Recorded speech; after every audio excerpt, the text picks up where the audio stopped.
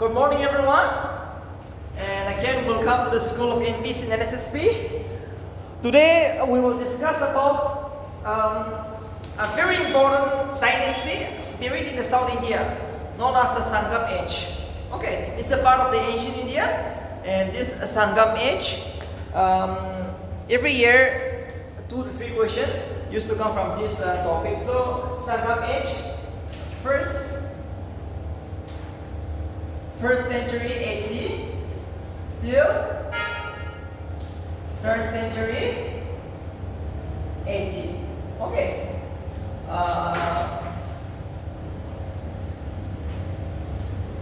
Cholas,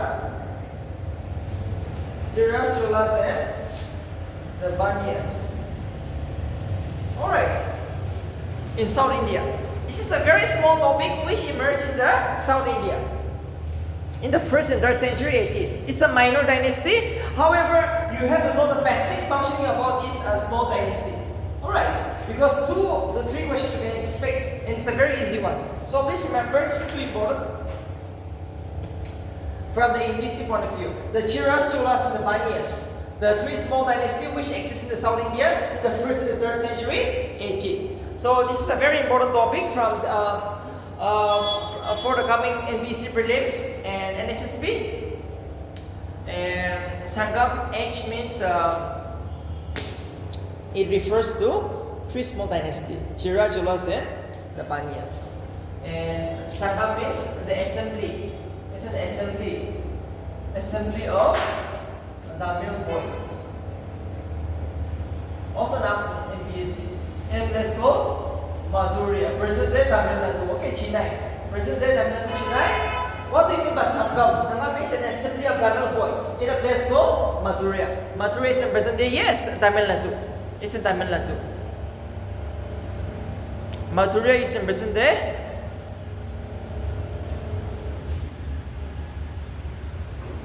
Tamil Nadu. So Sangam can be asked. So we'll start from the smaller one, the Cholas.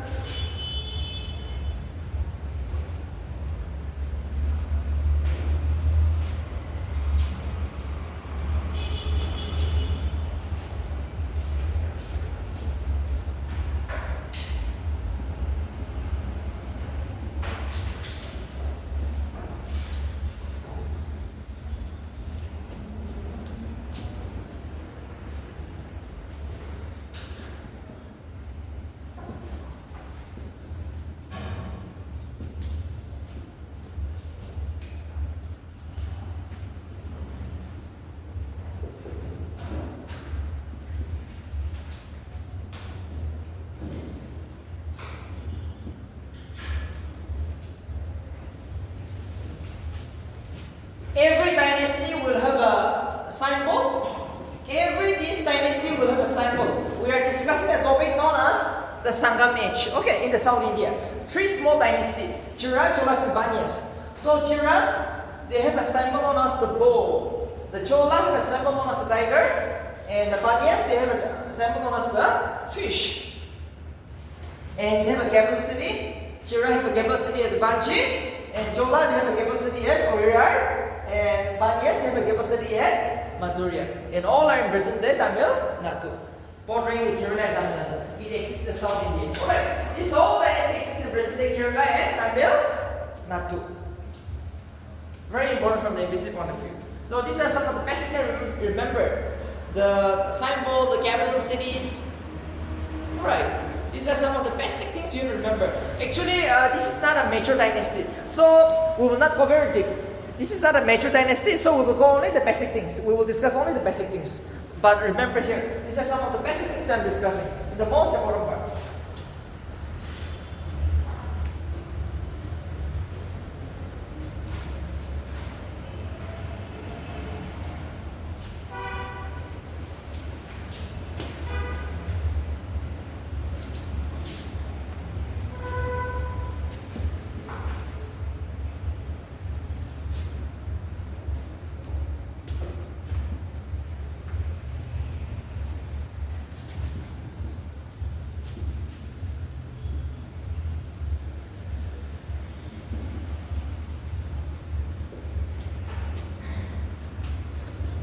Okay, China's the first king is Udiranjira. The first king of this Jira dynasty is Udiranjira.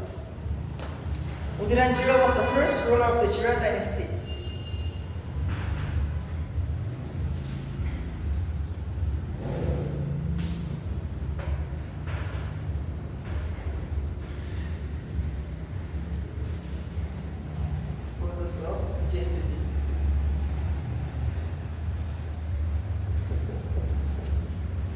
Next is Shunguduban. Shunguduban, the greatest king of the Sangam dynasty. Shunguduban is the greatest king of the Jira dynasty. Shunguduban is the greatest king of the Jira dynasty. And he's the man who created a new religion, who founded a new religion known as Padini cult. Who created a new religion known as the Padini cult. Okay. Shunguduban. It was Shunguduban who created a new religion known as the Padini cult. And Padini cult is related to the worship of goddess of chastity. Alright. This small dynasty, this small religion founded by Shunguduban is related to the worshipping of the goddess of the chastity. And yes, last page, what is the meaning of chastity? Yes, yeah? Yes, what is the meaning? I think this is also one of the principles of Jainism, right? So what was the basic meaning of this one? Chastity means? Yes, in first page. What was the meaning? Yes? You're not there? Yes, here, second page. What was the meaning? It means no sex. Okay. So I think Padani cult is related to God worship. So remember this then, Shunguduban of the Nas. The basic thing. Why I'm repeating? Because it's sure to come. Shunguduban was the greatest ruler and he is the founder of the Padani cult. And that will do, okay, that will do, that will do.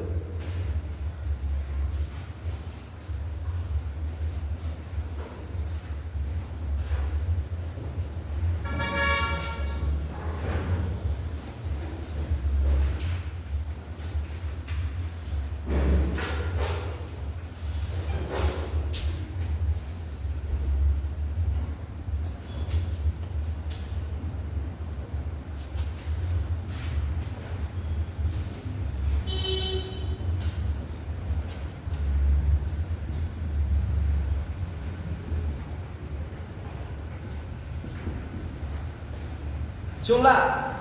Ilara is the first king of the Chola dynasty. Ilara is the first king of the Chola dynasty. And he's the man who captured Sri Lanka. Ilara is called Vyas because he's the king who captured Sri Lanka. You better come and sit here. Okay. You can sit properly. Ilara is the first king of the Chola dynasty and he's the man who captured Sri Lanka. And last will be the Karikala. Karikala was the greatest king of the Chola dynasty. Karikala was the greatest king of the Chola dynasty. Karikala was the greatest king of the Chola dynasty. Karikala is the greatest king of the Chola dynasty.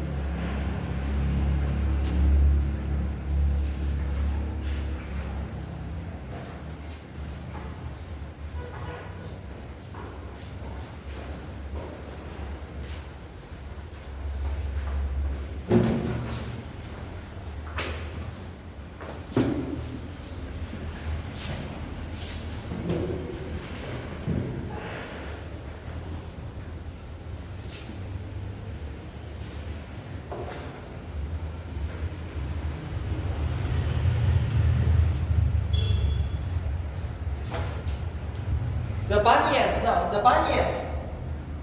Mutugutumi is the first king of the Banya dynasty, whereas Nendujalan was the greatest king of the Banya dynasty. So these are the small dynasty which will represent Kerala and Tamil Nadu.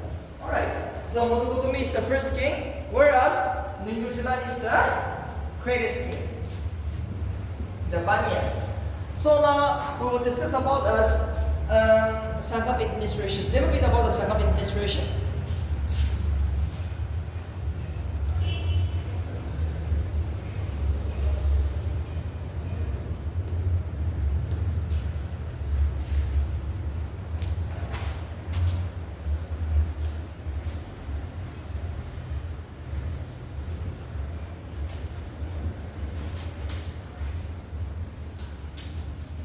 Sangam administration. Here, it was the king, okay? The king was the head of the central administration. Remember, it was the king, absolute king. The king was the head of the entire central administration. But we all know, the king also knows that he cannot carry out his function by alone. So he needs the help of some officer. We all know the king is too powerful, but for him also he needs some officials. So let's see some of the officials who help the king.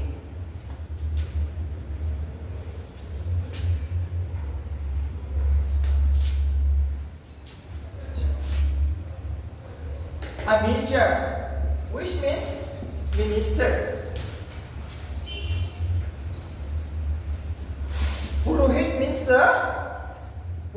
the priest. Tutar means the invoice. And then orar means the spice. And Sinabadia means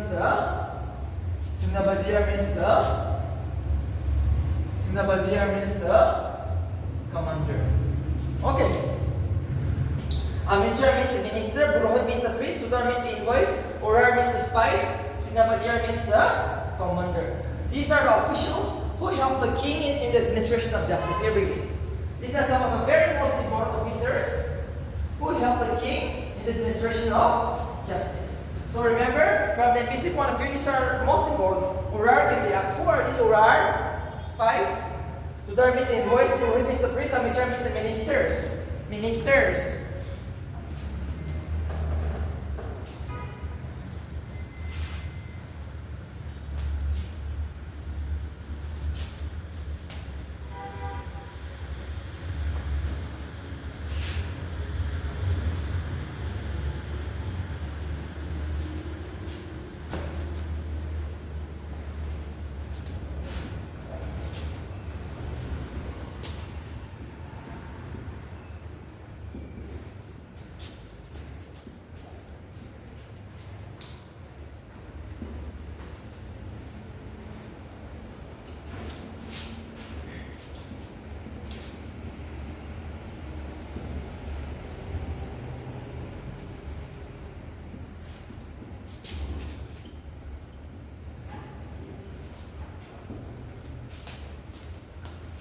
This is often asked. The kingdom, the central administration was divided into the state. Mandala means the state, province. Or means the town, Piru means the big village, Siru means the small village. So these are some of the subdivisions during the Sangam period. So remember all this. Mandala means the province, the state. Okay. Ura means the town. Piru means the big village, Siru means the small village.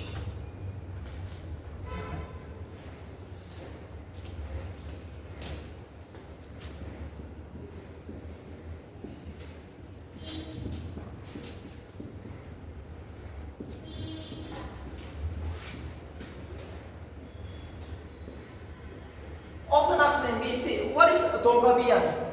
Tolga-Biyang is the famous Tamil grammar. Okay, this is a very expected question from the ABC point of view. What is this Tolga-Biyang? I also saw this in the NSSP question. It's a Tamil grammar. It's a Tamil grammar. Tolga-Biyang is a Tamil grammar written by Tolga-Biyang. Okay, so Tolga-Biyang can be asked. You can expect this question. Tolga-Biyang is a famous Tamil grammar written by Tolga-Biyang. Tolga-Biyang. So these are some of the most important topics.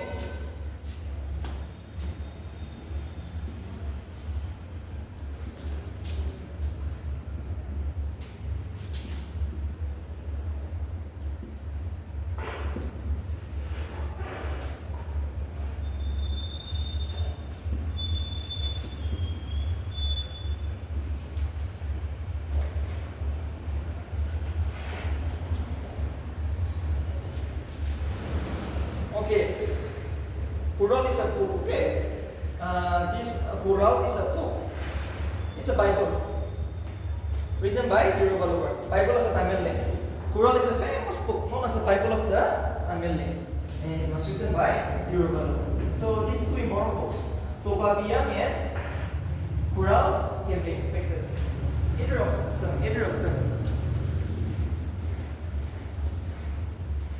So yes, these are some of the basic things you have to remember. This is a small dynasty. Okay, this is a minor dynasty. I don't think much will be asked, but it is 2 questions. Okay, so here what you have to remember, we have 3 small dynasties in the Sangam age: Chira, Cholas, and the Paniyas. And you have your own capital cities, Sambol and Shungutuban, who founded the Badeni cult. And we all know the king was the head of the central administration. But for efficient administration, it was the king who divided the kingdoms into Bandalam province. Yes, Sirum is the small village, Hiram is the big village, or is the town. And we have a known as Toga,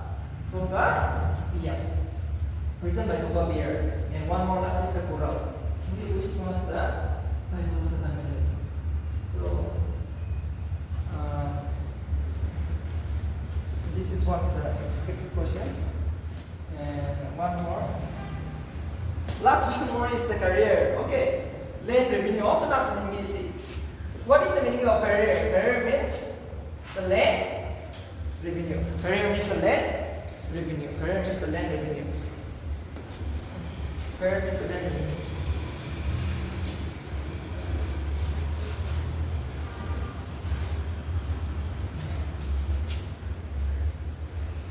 Career means the land revenue.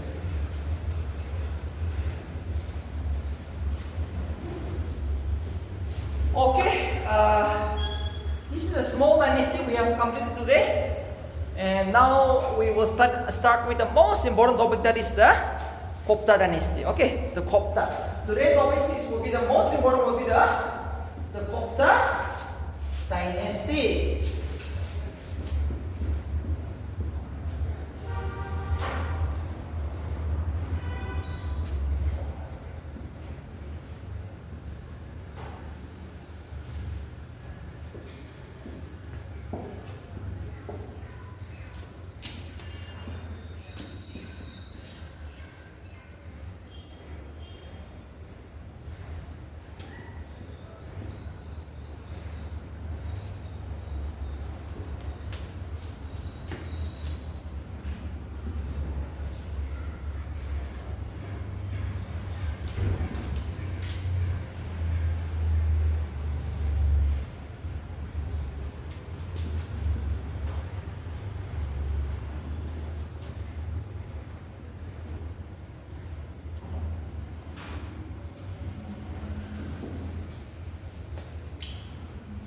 Gupta dynasty, known as the Golden Age. Okay, in the bracket write down the Gupta dynasty is known as the Golden Age.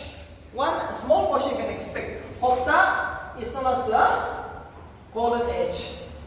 Gupta dynasty is known as the Golden Age. Why? Because it achieved success in every field. Too important. Why Gupta Age is known as the Golden Age? Because it achieved success in every field. Art and painting, territorial climax, science and technology, literature, everywhere India achieved success and people live in peace. And the society was able to move forward. That's why it's known as the Golden Age. This is shortcut. Why the Gupta dynasty is known as the Golden Age? Because of it achieved success in every field.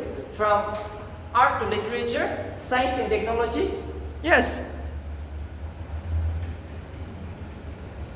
Art and culture, science and technology, literature, the areas, the land, everywhere, India was able to move forward and people were able to live in peace.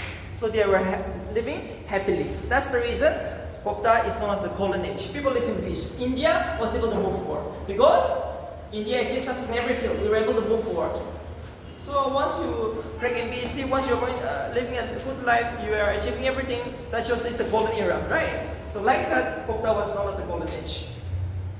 And remember, it was They also have the capital city at Pataliputra. We all know the Guptas have chosen Pataliputra as their capital city, like the Mauryans. Official, it's Pataliputra. Remember, the Guptas and Mauryans. In the ancient period, we have only two major dynasties: Guptas and the Mauryans. You have to go very deep here. So here they have taken the capital city, Pataliputra, and the Gupta dynasty ruled from 319 till 540 AD. The Gupta dynasty ruled from 319 till 540 AD. And the extent is like this. The Gupta dynasty, in the north, it went up the Himalayas. In the south, they went to central India, till Narmada rivers. Okay. See,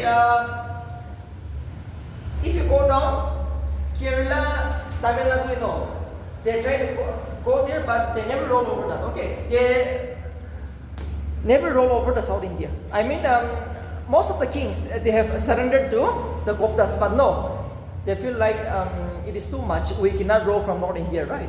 So South India, they have never directly ruled, but even South India also comes under the control of the Guptas. But you can see the boundary is the central India or the Narmada River. You can say that the boundary line. Too important, okay. South India kings also, they have surrendered, but the Gupta feel like no, it is too much. We cannot rule the South India from North India. So we said no. You just pay taxes, we will not roll over you. You just give us respect. Okay, that's also, they have decided that the boundary is going to be either Central India or Narmada River. And in the west, they went up until Afghanistan. All this Afghanistan in the western side, it extended. In the southeastern side, they have went down to Bangladesh or the Brahmaputra River. Okay, Bangladesh. So even Bangladesh was part of the the Gupta dynasty. So now today we will discuss about the kings, the administration, the literature, the rise, the downfall, because these are very important topics. These are very important topics. Here in this topic, I'm going to go very deep. Okay, I'll take around 1 hour. This is a very major topic from the NPC point of view, as well as the NSSP. And if you are going for an NPC exam, you make sure that you are very lucky. You are very lucky because if the question becomes harder in the NSSP, since you are from NPC batch, you'll be able to. All right. So please remember.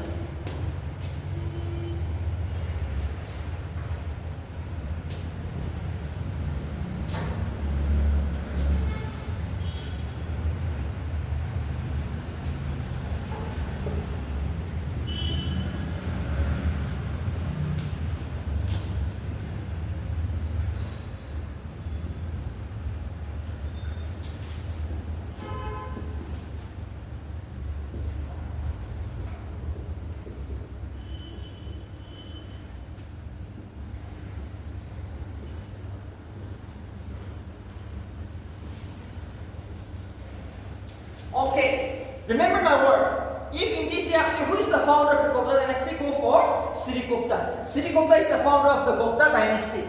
However, if in BC asks you who is the real founder or who started the Gupta era, it will be Chandragupta I. In the year 319 the date is fixed, 319 Who is regarded the real founder?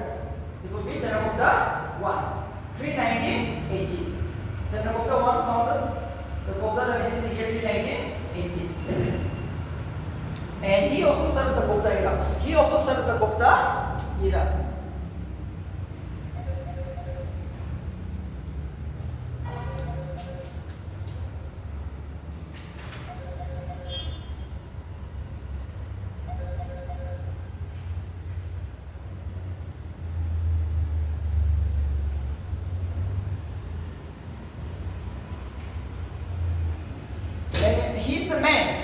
He's the man who started the Gupta era. So to about 319 but the founder would be Sirigupta. It is like this. Sirigupta's son is Kadukach. Kadukach's son is Chandragupta I. Okay, this is how the chronology will go.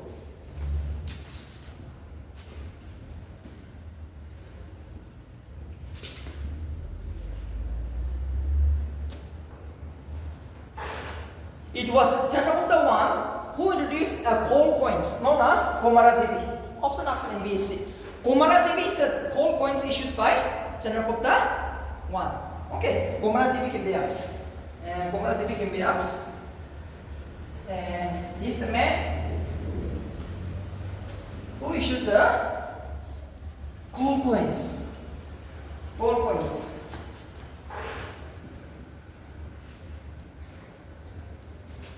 Magadha, Brayaka, and Sakita.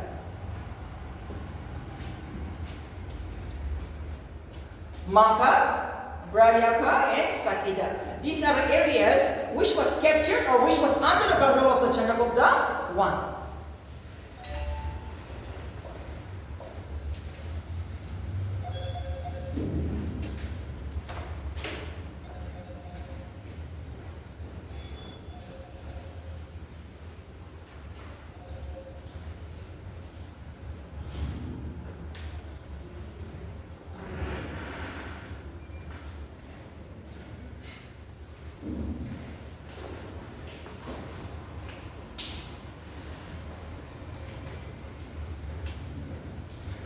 So see, Makat is in Bihar, Prayag is in Uttar Pradesh, Sakita is in Uttar Pradesh. These are areas which was directly under the control of Chandragupta I. Okay, so this is one of the questions you can expect from the MPC point of view.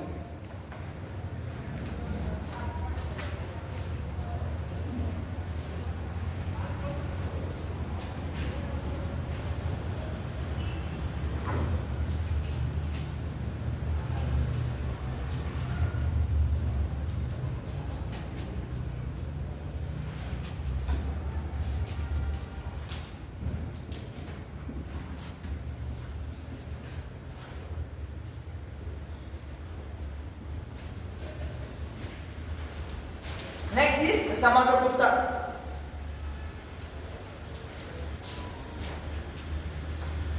Samandragupta, he is the son of Chandragupta I. Samandragupta, you can write the greatest king of the Gupta dynasty. Samandragupta.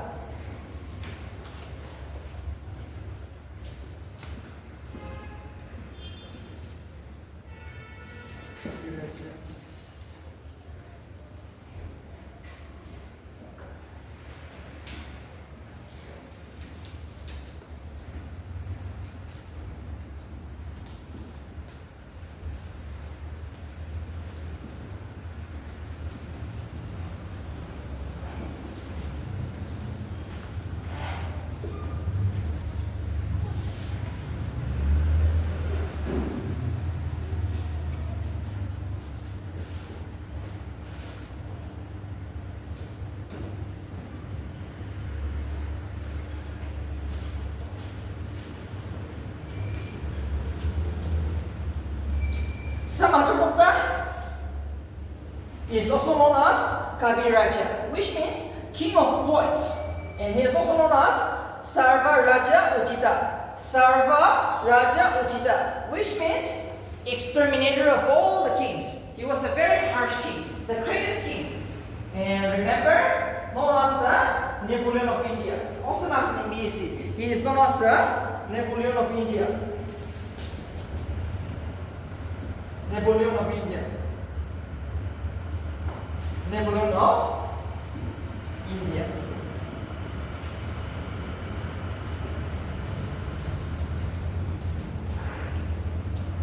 Why Napoleon of India? Because of his military success. Okay. Why Samandragupta is known as Napoleon of India? Because of his military success. Too powerful. And according to his coin, never ever defeated in India.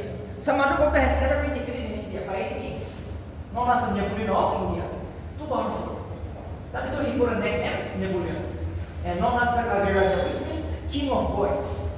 He was a poet. Next is known as the Savaraja Ujita, which means exterminator. Exterminator means he's the man who will kill all the other kings. Okay, too harsh. Very powerful, very powerful. So, these are some of the topic. Please recollect one point. His greatest achievement was the political unification of most of India. Too important. His greatest achievement was the political unification of most of India. His greatest achievement was the political unification of most of India. His greatest achievement was political unification of most of India. His greatest political achievement was the political unification of most of India. That means he united India. Okay, he united India, that's all.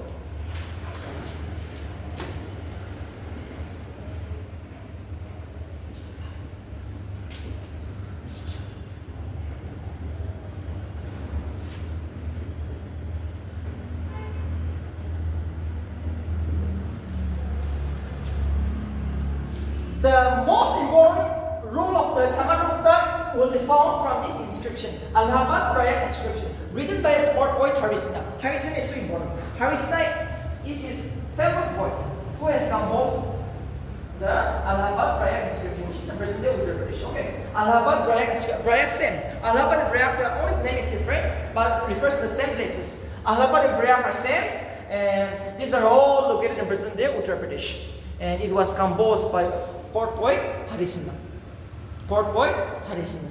Alright, this is the basis of the last. It was Harisna who has composed the Allahabad Prayak inscription.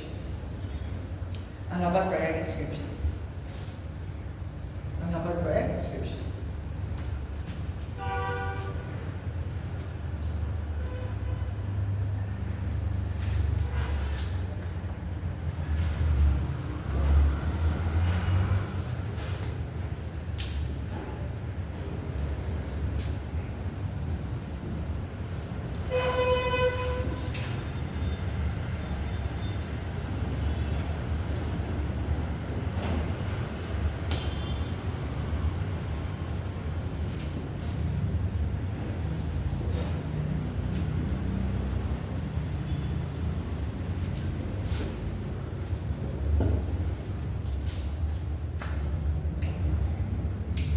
Okay, please write down the areas which was captured or which was under the control of this king.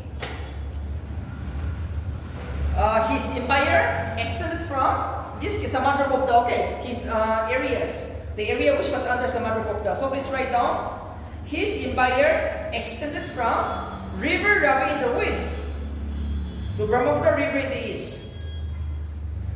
His empire extended from River Ravi in the west to Brahmaputra River in the east. And in the north, it went up to Himalayas. And in the south, it went down to central India. In the south, it went down to central India. And in the south, his empire extended up to central India. Central India. Then in the south, it went down up to central India. So this is the extension of this king. Okay. River Ravi in the west, the Brahmaputra River in the east, Himalayas in the north to the central India in the south. This was the area which was under the control of Samarkand when he was ruling over India. This is the extension of this king, King Samarkand, the greatest king of India, known as the Napoleon, because of his military success. Yes, here second page. Second Ashoka. Who was known as the second Ashoka? Yes? It was?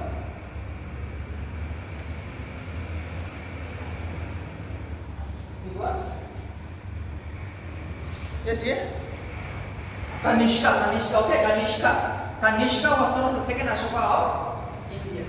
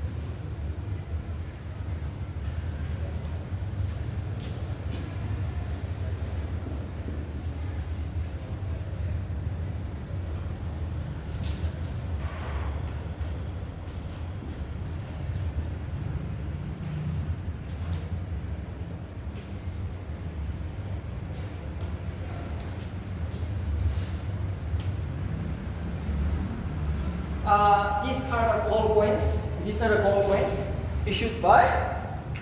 These are the gold coins issued by Samudragupta, the greatest king of India. Okay, these are the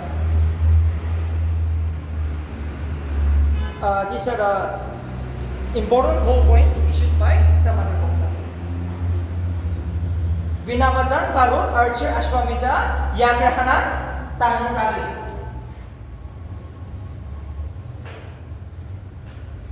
These are the types of gold coins which was issued by Samudragupta. So the gold coins is orthodox. Okay, the gold coins is orthodox. The gold coins is orthodox from the invisible point of view. Very much important. These are the gold coins which was issued by our king Samudragupta. Vinavatan, Garud, Archer, Ashwamedha, Dhanurdhari, and Yagrahanan. Yagrahanan.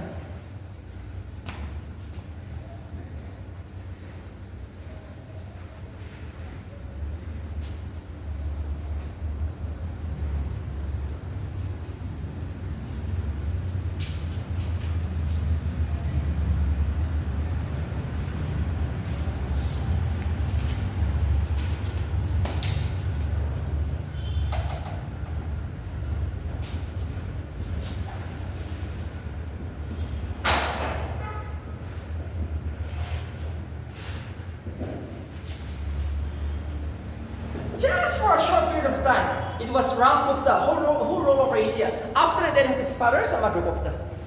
After the death of Samudragupta, his son Ram Gupta ruled over just 1 year. 380. His birth died in the year 380. Okay, so just in the same year he ruled for a short period, Ram Gupta. And he's the only Gupta king who issued the copper coins.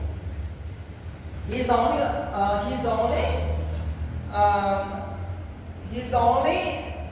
Gupta ruler who issued the copper coins.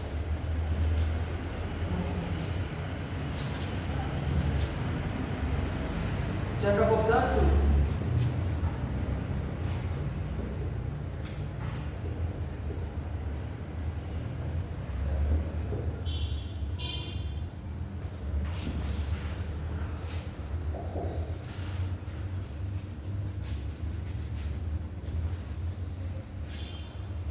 Next will be the Chandragupta II.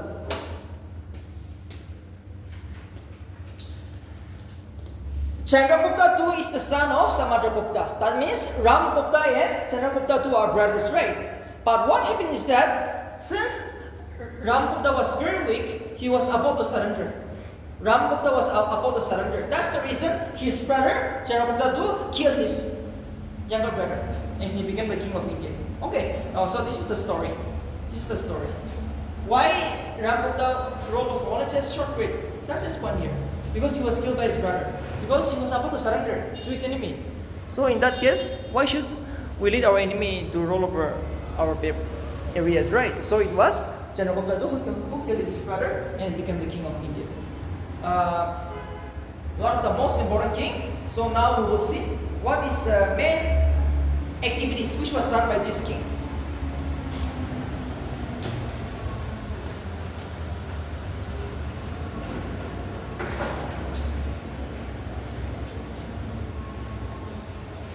Matrimonial alliance.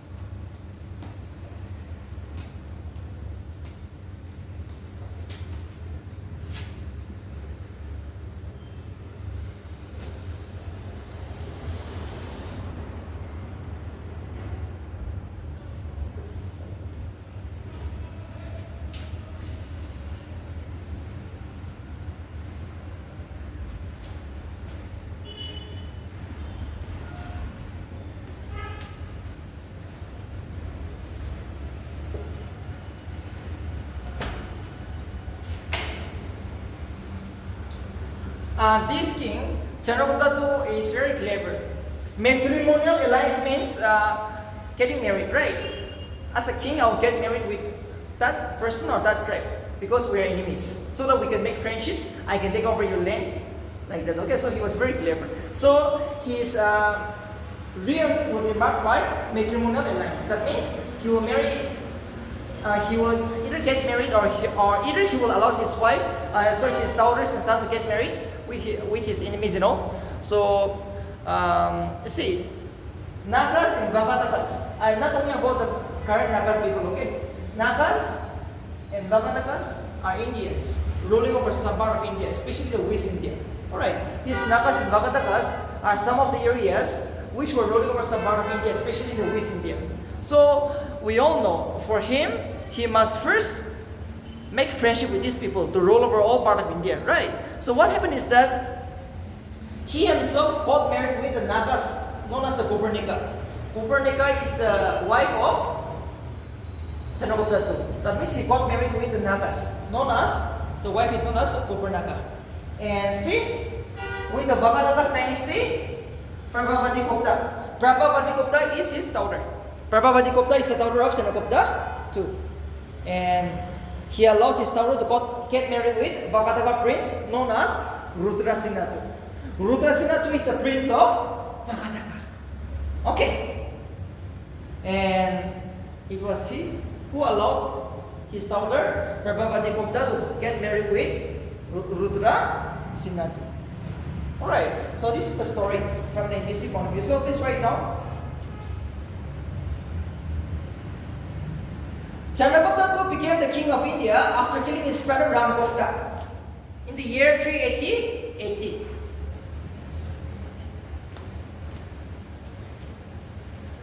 Chandragupta II ascended the throne after killing his brother Ramgupta in the year 380 AD.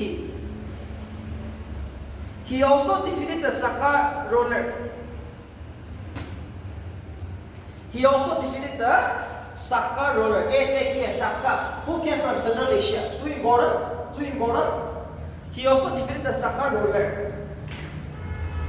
As a result, his empire extended even up to West India. As a result of the defeat of Saka, his empire also extended up to Western India.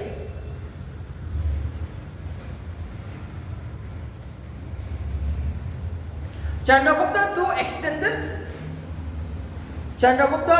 extended his matrimonial alliance with the Nagas and Vagatakas.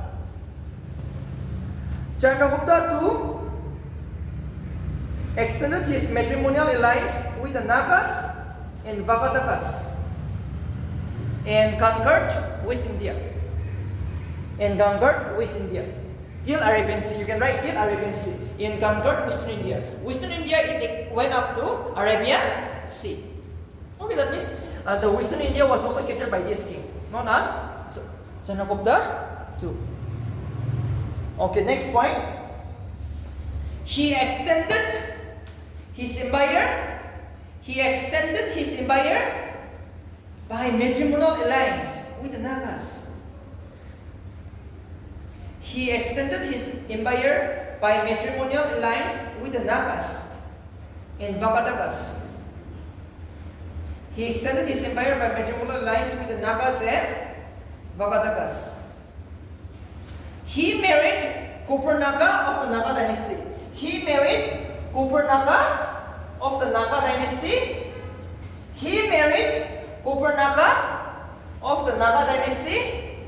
and allowed his daughter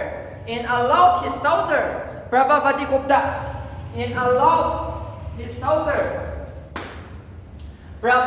Gupta to marry Vagataka prince Rudrasena II.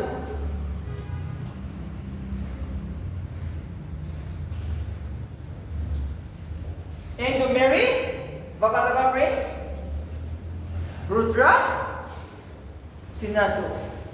Rudrasena II.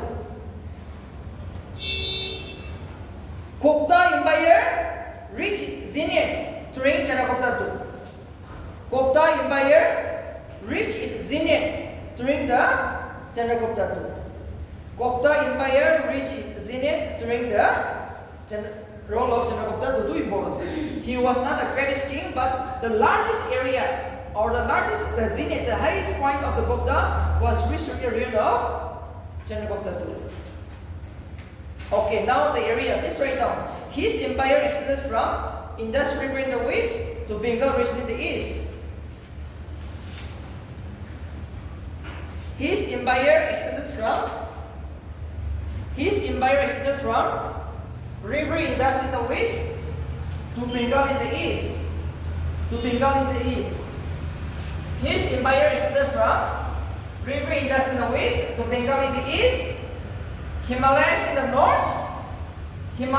north to Narmada region in the east, in the south.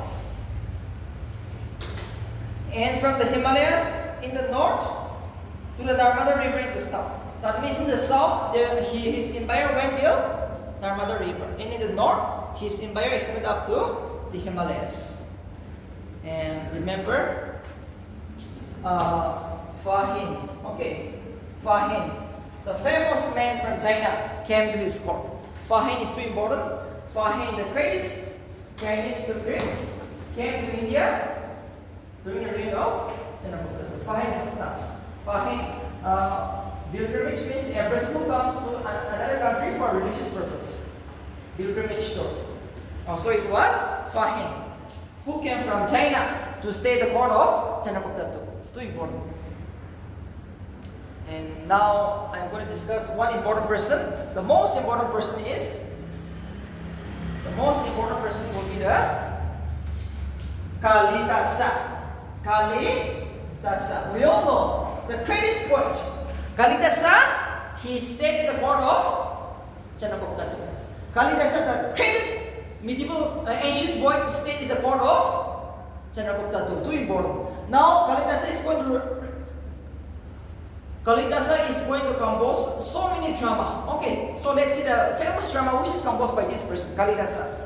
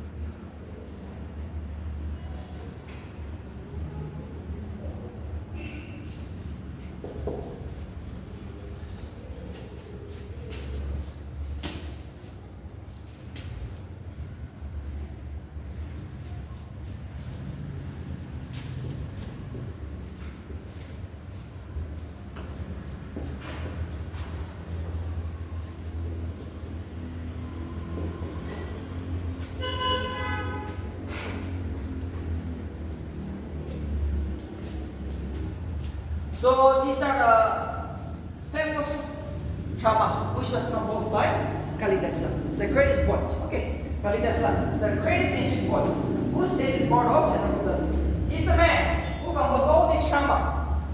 Megadutam, Rajavamsana, Abhichavodalam, Vidusamhar, Komarasambavan, Mamikapnimitra, Vikramavashya, and yes, I have written 2 times. I'm so sorry. Yes, these are the drama which was composed by this important person, Kalidasa. I hope you will not forget Kalidasa till the MBC prelims this year.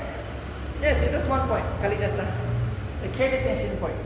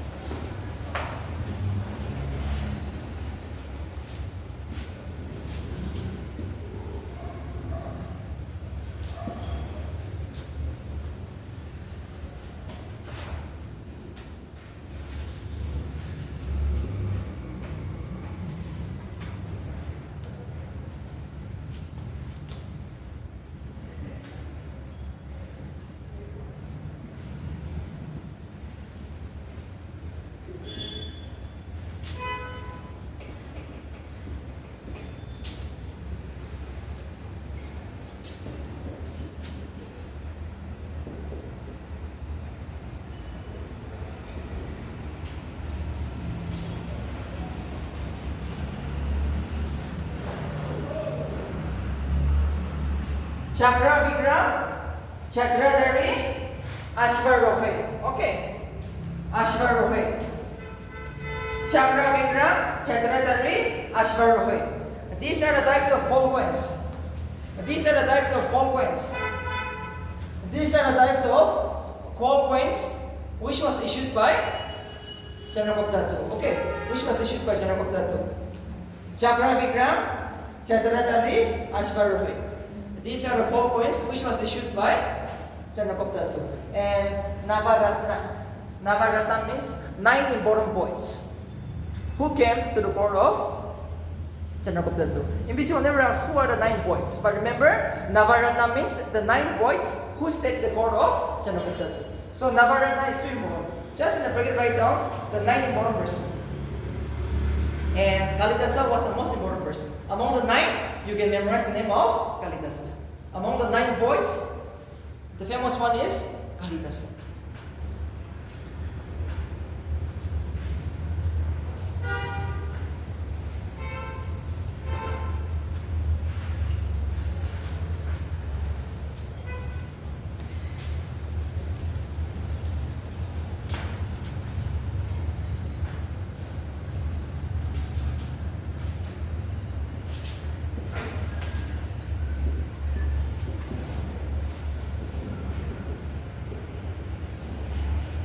Okay, please write down.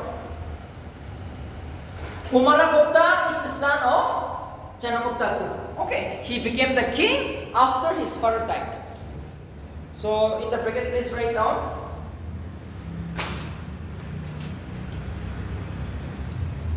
His empire extended from Gujarat in the west to Bengal in the east.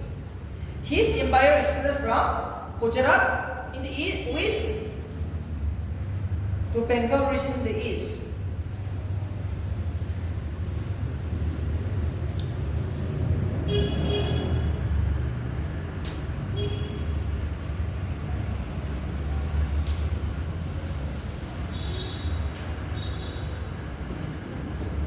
His empire extended from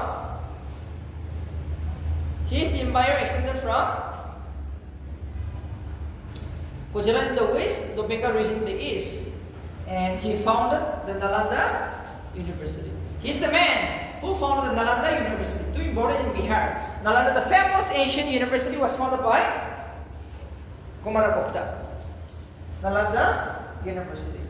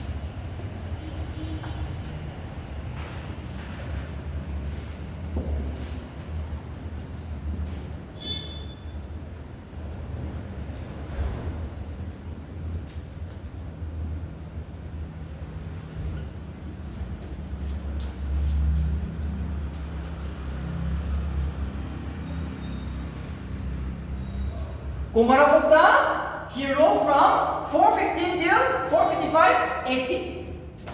And these are the types of gold coins. He's the man who issued the highest number of gold coins, you see. Rhino Slayer, Kamnihanda, Kalkatari, Kacharohe, Karitiya, Abradik Mudra. These are the types of gold coins which was issued by Kumaragupta. Kumaragupta. And remember, one more point you can discuss is the Huns. Okay. A very powerful race from Central Asia. Huns. Threatened Kumaragupta. He never defeated, too important. This question is very tricky. This was asked. During the reign of which king the Huns treated India? It was Kumaragupta. He never defeated, but he was threatened. And the last king of this dynasty will be the Skandagupta. Skanda Skandagupta. And remember, he's the man who defeated the Huns. It was Skandagupta who defeated the Huns. Okay, too important. Kumaragupta reign was threatened by Huns, but it was Skandagupta who defeated the Huns. So this is a very tricky one. And Skandagupta is the last king of the Gupta dynasty. Gupta dynasty.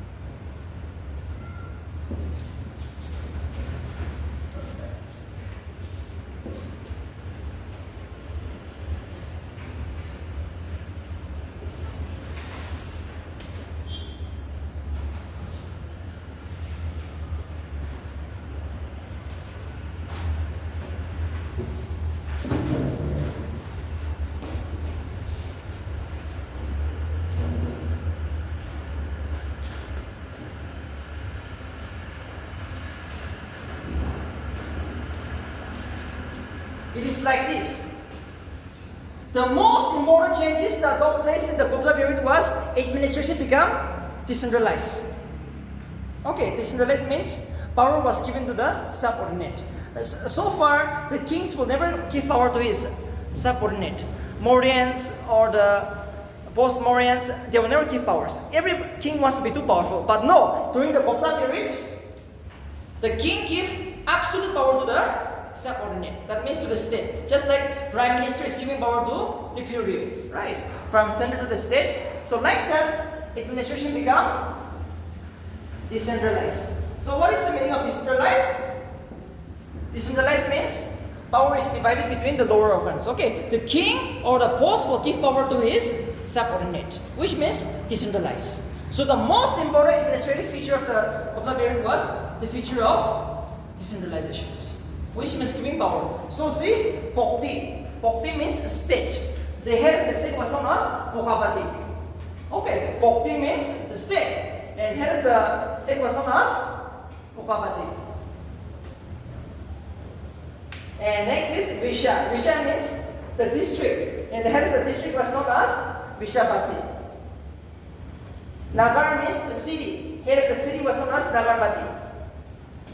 Gram means the village. And head of the village was known as the Kramika. Okay, the lowest is the village. So in the village, the head is known as the Kramika. The head of the village is known as the Kramika. So this is the thing we have to remember. Okay, this is the thing we have to remember. So from the very MPC point of view, you have to remember this, the subdivisions, the subordinate. The king in the center, Pataliputra, who is there? The king. But in the states, we have the Bhokapati. In the district, we have the Vishapati. In the Nagar, we have the Nagarpati. In the village, we have the Karmika. Okay, so these are the most important subdivisions you will find from the MPC point of view. You will find from the MPC point of view.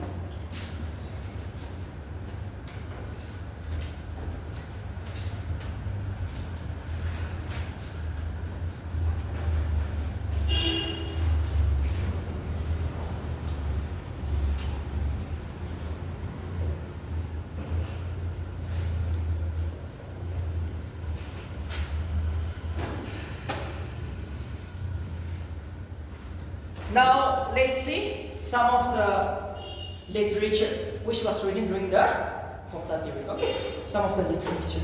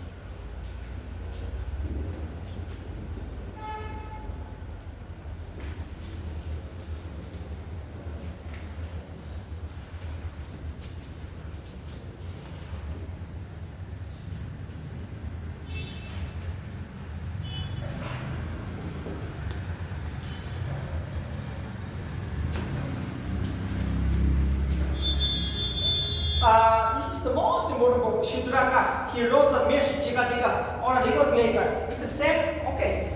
It's the name of the book, Mirsh Jagatika or a legal claimer or a legal claimer. Mirsh Jagatika or a legal claimer.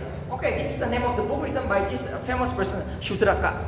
This is often asked. The Mirsh Jagatika or the legal claimer. It's the same. Alright, the name is the same. Mirsh Jagatika or legal claimer. Vishnu Sharma, he wrote Pajadatra. Varurachi, he wrote the Prakritala Pragasya. Shikara, he wrote the Kamatakiya. Amara Singha, he wrote the Amara Koshi.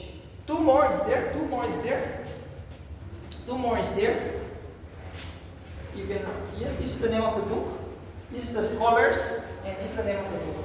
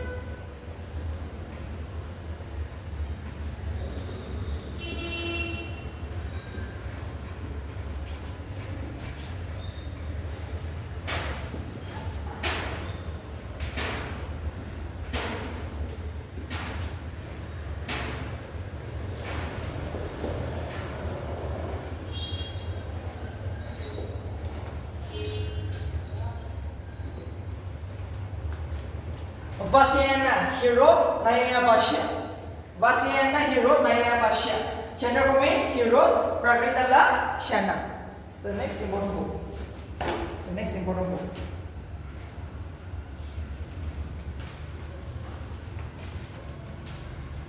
These are the books written by Chandrabhumi, he wrote Prakritala Shana. Vasyayana, he wrote Nayana Bhashya.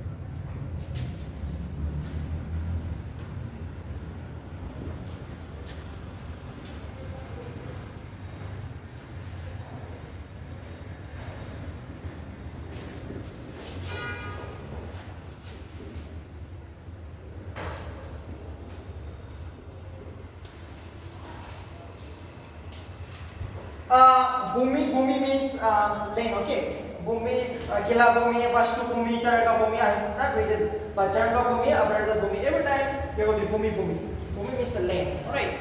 So it is like this. Shitra means the cultivable land, Kila means the wasteland, Vastu means the habitable land, Charaka means the pasture land, Abrahata means the forest land. Okay, it is the land revenue. You can write, there were 5 types of land during the Gupta period. These are the 5 types of land during the Gupta period. Abrahata means the forest land, Charaka means the pasture land, Shitrabhumi means the cultivable land, Kila means the wasteland, Vastu means the habitable land. These are the 5 types of land you'll ever see in the Gupta period. Any doubt?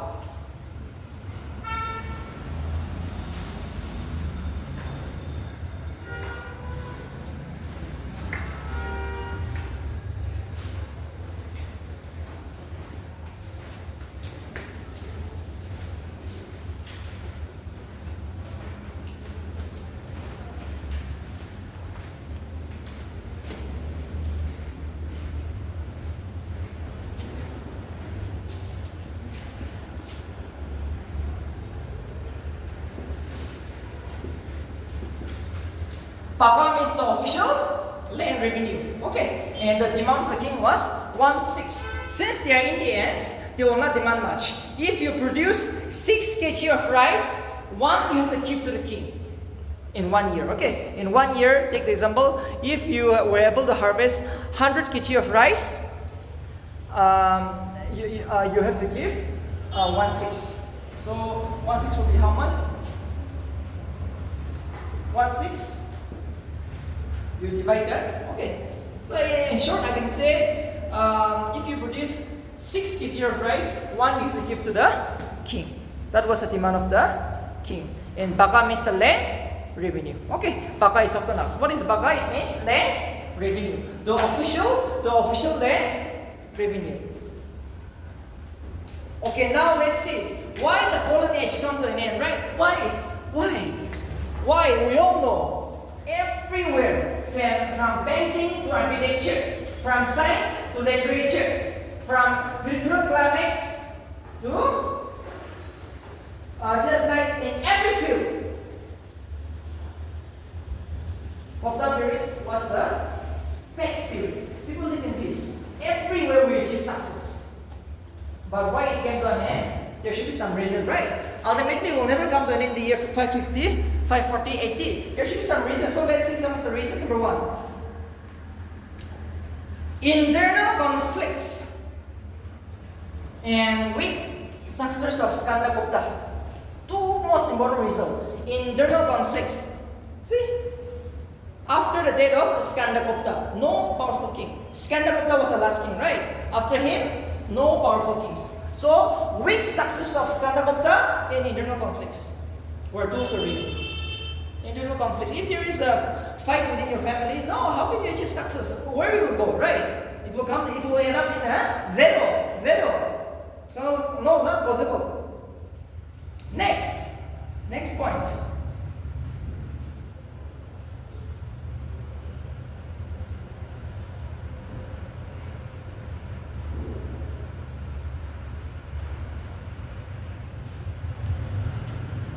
Invasion of Huns.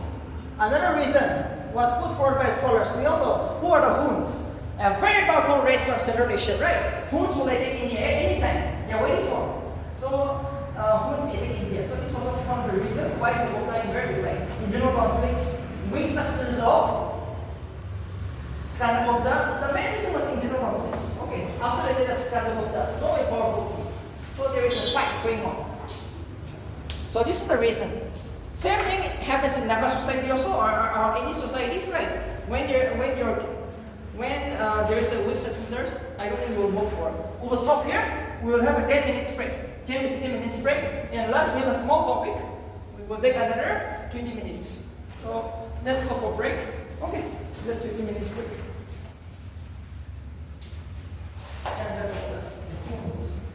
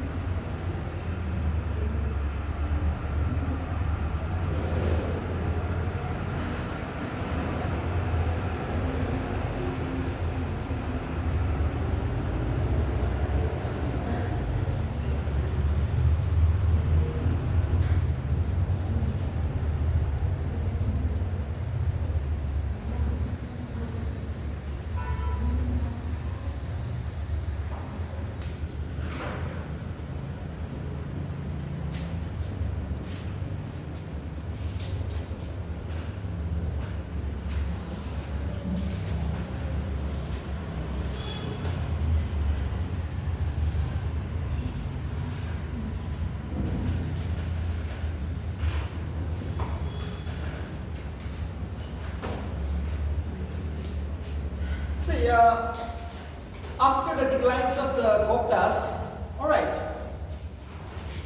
after the declines of the Gupta dynasty, no single dynasty is going to roll over all over India. Not possible. Not like the Gupta. So, in the North India, a small dynasty will roll over North India, known as Haryanka. Okay, Haryanka. Here we will study only one king. Whereas in the South India, the Pallavas will roll over some part of Andhra Pradesh, you know. Okay, and Chalukyas will also roll over some part of South India. Even West India, Chalukyas have so many branches. Remember, among the three dynasties, it was the Chalukyas which have so many branches. Chalukyas of Gujarat, Chalukyas of Karnataka, Chalukyas of Kalyani. So many things, okay? But that is never going to be asked. Here, we will study only one king. Just one king. Because of a reason, okay? Because of a reason. Because these are small minor dynasty. After the decline of Guptas, they will never go very deep.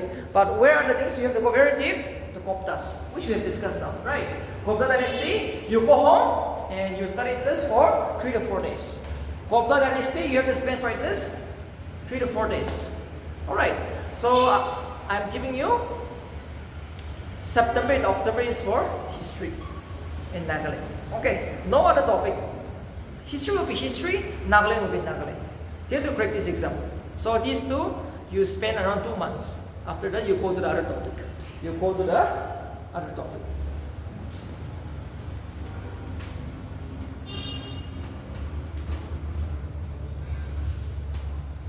So let's start with the Haryanka.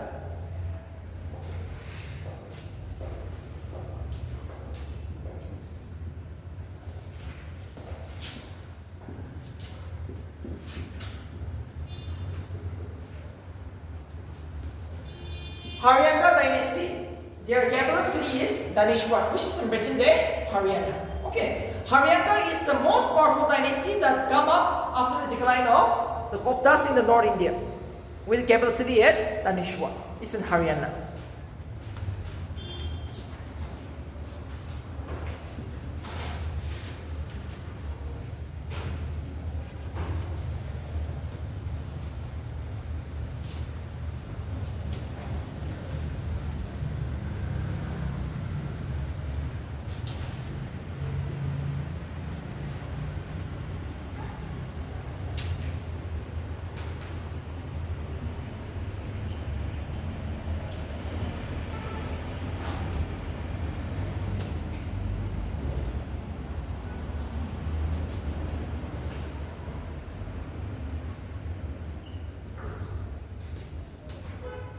It is like this.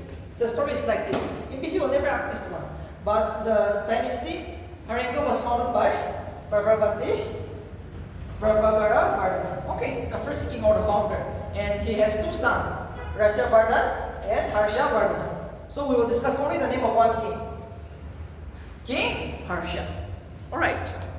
So 550 till 647 AD is known as the reign of the Haryanka dynasty in the North India. From 550 till 647 is known as the reign of the Harsha Vardhana dynasty in the North India. So these are the small topics we will discuss today. Prabhakara Vardhana is the first king, founder, and he has 2 sons, Rasha Vardhana and Harsha Vardhana. Unfortunately, Rasha Vardhana was the elder brother, but he was killed by a king known as King Sashanka. Alright, so it was Harsha Vardhana who emerged as the greatest king in the North India, which we will discuss today. So remember, King Harsha ruled from 606 till 647 AD. Only this is going to be asked by MPC. MPC will never ask directly. King Harsha ruled from 606 AD till 647 AD. We all know Prabhakara Vardhana has 2 sons, Rasha Vardhana and Harsha Vardhana. Rasha Vardhana became the first king, but he was killed by his enemies. So what Harsha Vardhana do? He became the king after his brother passed away. And he ruled from 606 till 647, which is the official from the ABC point of view, and which is the only topic which we are going to discuss today.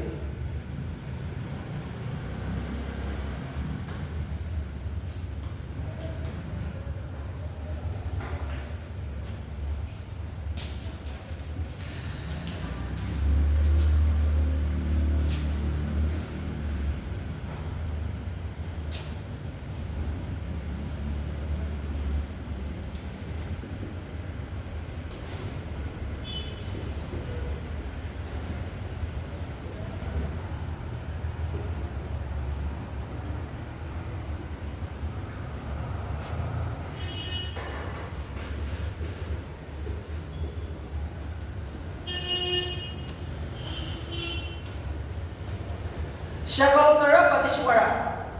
King Harsha is also known as Shakalodara Badishwara, which means Lord of the entire North India. Okay, greatest king in the North India. That's why he's known as the Shakalodara Badishwara. King Harsha is known by another name known as Shakalodara Badishwara, which means the king of the entire North India.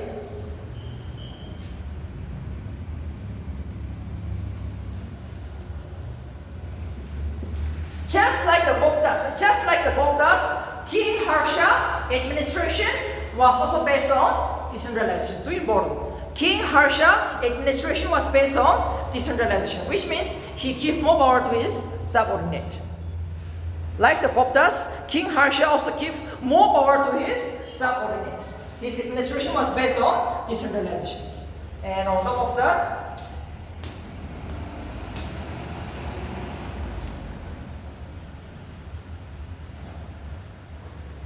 see, we all know he is the king of the North India, right? So in the South India, he wants to come down. He also wants to capture South India. But in the South India, he was captured by one king.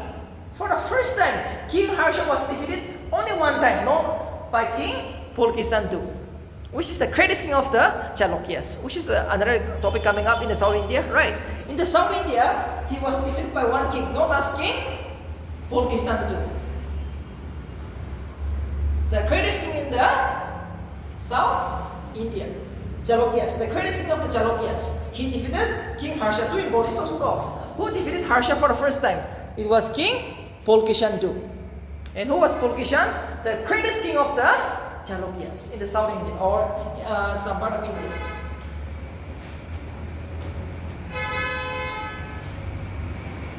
Okay, write one more point. Write one more point.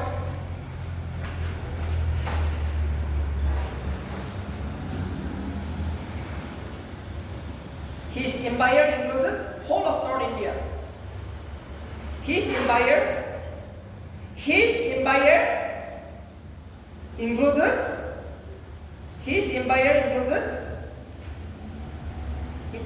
whole of North India and Ganges Valley. In Ganges Valley as well as Assam. Till the Ganges Valley and all the Ganges Valley as well as Assam. Even Assam came under the reign of King Harsha. Luckily, even King Harsha captured Assam.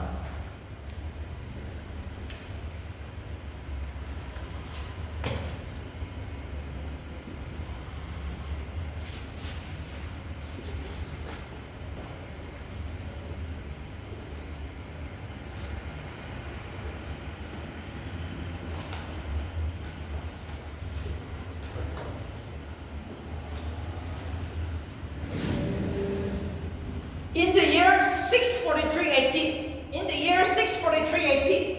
the famous Kanush assembly was held under the leadership of King Harsha. Too important. Kanush assembly, why it was held? To popularize Mahayana sect of Buddhism. He was a follower of Buddhism. Okay, Mahayana sect of Buddhism. So too important. It was King Harsha who announced the Kanush assembly to popularize Mahayana sect of Buddhism in the year 643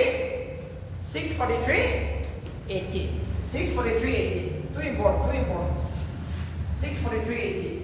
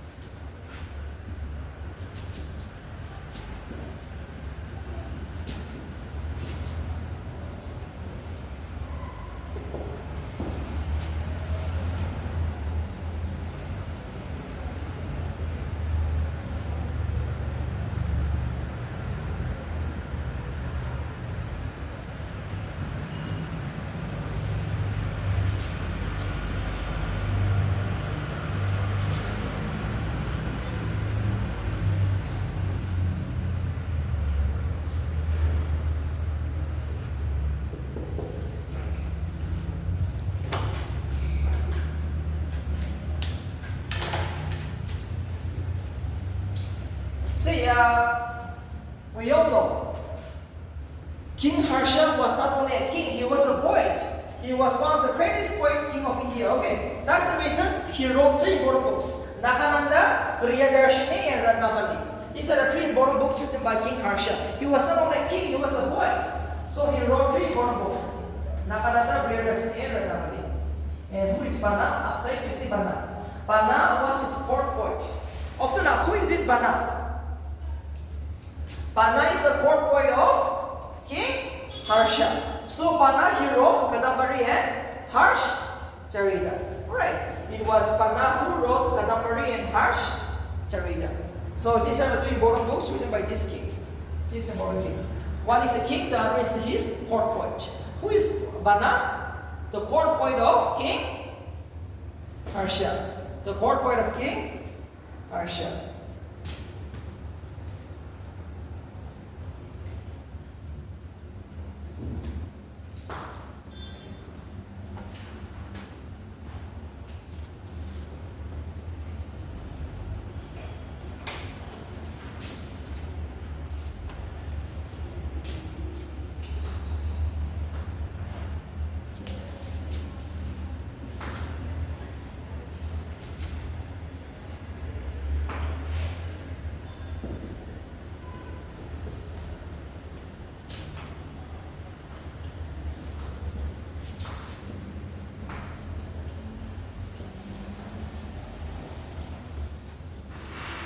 Balabas. Balabas, the founder is Kanchipuram. Kanchipuram is the capital city which is in present day Andhra Pradesh. And it was the Balabas who ruled over the South India for a short period of time. Balabas means the creepers. Okay, if you see the dictionary, Balabas means the creepers. And their capital city is in Kanchipuram in present day Andhra Pradesh. Shimha Vishnu is the founder. Shimha Vishnu is the founder of the Balabas dynasty. Balabas dynasty. They can ask who is the founder. It is Shimha Vishnu. Shimha Vishnu is the founder.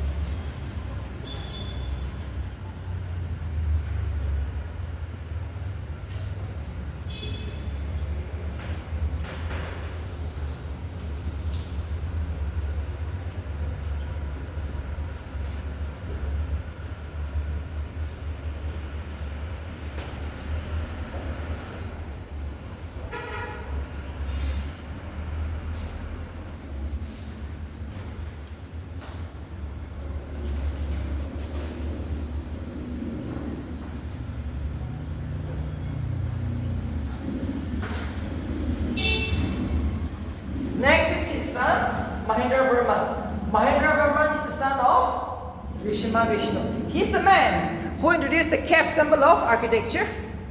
Mahendravarman I is the king who introduced the cave temple of architecture. 2 important, okay? It was Mahendravarman who introduced the cave temple of architecture.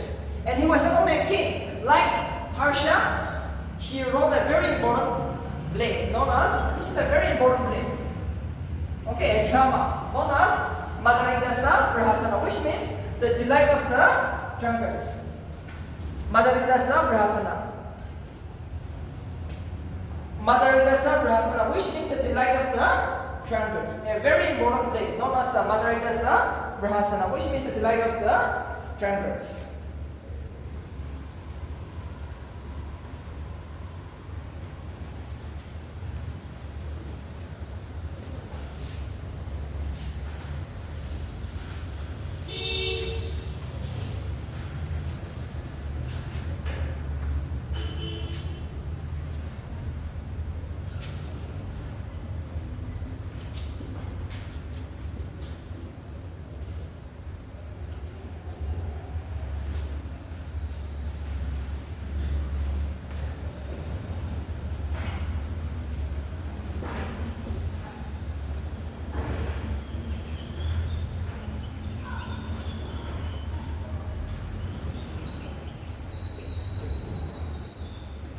Narasimhavarman I, the greatest king of the Pallava dynasty.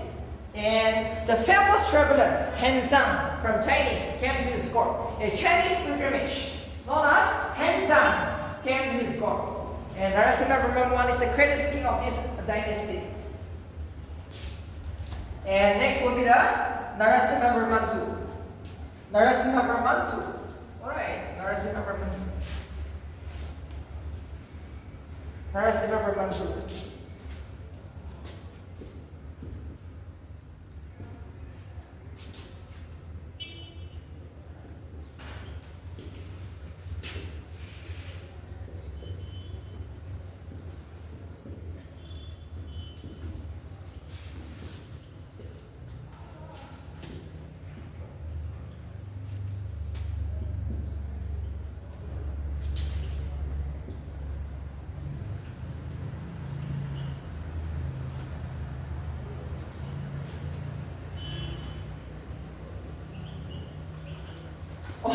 Okay, Narasimhavarman II.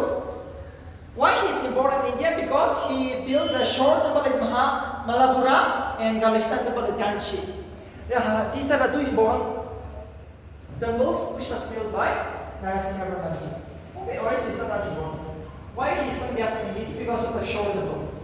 Malappuram, Tamil Nadu. Okay, these are the two temples in Tamil Nadu. Very much important. This is going to be asked. We can stop here, okay? Apart from that, not that important. Okay? These are minor dynasty, okay? So in BC will not cover it.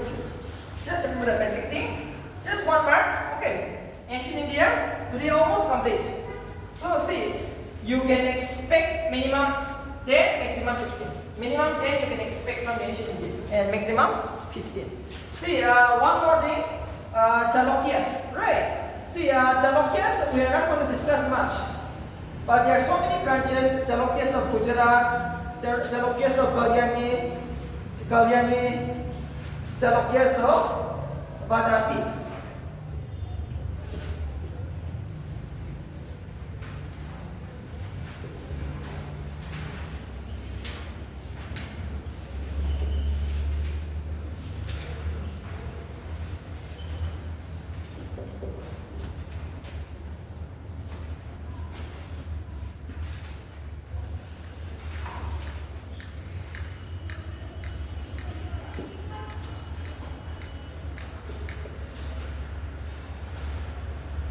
So, Pulkishandu is from Chalukyas of Vadapi. Okay, Chalukyas has so many branches.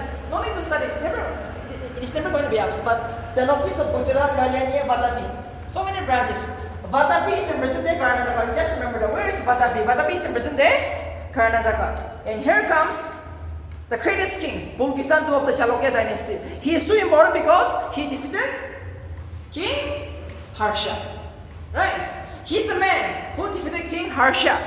And his reign, we will find from Aihon inscription.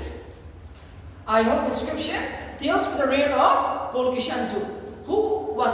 This inscription was composed by Ravi Kirti, his court poet. Too important. Panna, Ravi Kirti, Kalidasa. Too important. Fahim. Yes. So, Ravi Kirti is the court poet of King Pulkishandu. Too important. Please write down. Okay. Ravi Kirti is the court poet of King. Yes, here? Pulkishandu. Right. And it was Pulkishandu who composed the Aihon inscription. The famous Aihon inscription. Like Allahabad inscription just with the reign of Gupta, who was composed by court poet Harisina. Okay, so here comes Fahim. Fahim came to the court of Chandragupta. And Kalidasa also stayed in the court of Chandragupta. And he was also visited by the 9 ships. So, important person. See, how many court poets is he? Panna, Ravi Kirti, Kalidasa, Harisina, Fahim, Hensam. 6%. Next, Kautilya. Yes, here. Yes, here. Who was Kautilya? Who was? Yes, yes. Yes, here. Kautilya was. Yes. So sorry. Kautilya's last page. Kautilya. Last topic, we will stop there for ancient India. At least 1 point. So far, we have been here for almost 1 week. 1 week. Yes, here, Kautilya. The famous Kautilya. The chief advisor or the prime minister of Gupta, Maurya, the founder of the Maurya dynasty, who is also known as the prime minister. Kautilya. If you are too clever, if you are too skillful, people will call it this is Kautilya. Yes, Mr. Apumita is a Kautilya of Rio, the chief minister of Nagaland, right? Like that, Modi will also have that. Modi.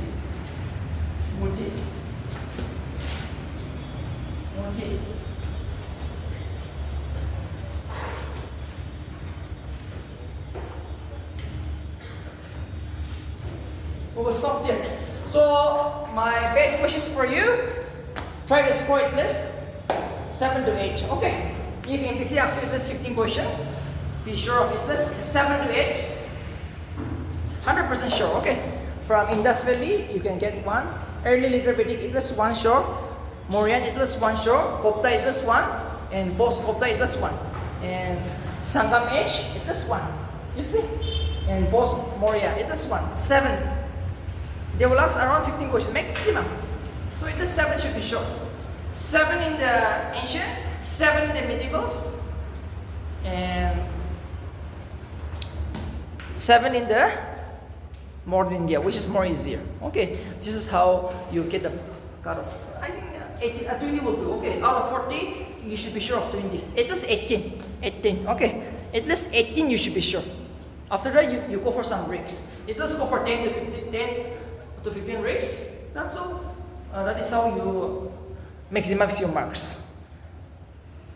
Today is Saturday. Who knows? We can expect the investment this evening. Okay. So my best wishes for you, everyone. We are all trying our best. The mock test will start from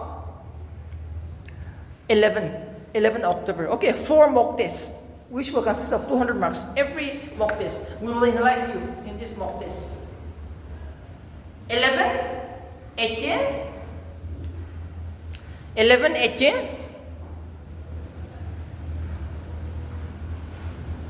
25, and November 1, which is my birthday. Okay, November 1. We will end up on November 1. Okay, 4 mock tests. So that will do. After that, who knows, November 8 will be your exam. Okay, November 8 is our official exam. We are expecting on that day. Because 22 is our NSSP, right? So we can expect on 8. So 4 mock tests, that will be more than enough. And if you are really interested, you can go to some mock tests, just like Toppers Academy, Achievers, right? You can either join Toppers or Achievers. At least, or Menders. At least 2 mock tests. At least go for 2 times, okay? And here 4 times, that will make you 6. That will increase your marks. At least 10 to 15 marks, they're going to increase your marks, which is a very crucial. Even a point is important, okay? Even a point is important. So, before it's too late, from next month, October, let's train some mock tests. And this is how, if you are capable, if you're lucky, you will get through this year. And if not, we will come too stronger next year. We should be in the top next year. Alright, so this is the reason why this is known as a school. This is not like the other coaching center, right? School in the sense that you will come even for 5 years. First year, unable to clear. Come next year, or next year, 2, 3 times, 4 times also you can come. Okay, we will never charge any fees because it's a lifelong. As we have already said, no charge. Once you have registered here, till you crack, if you are too weak, come every time. Because every day you will learn, right? If you are for this job. We'll see you. Thanks a lot.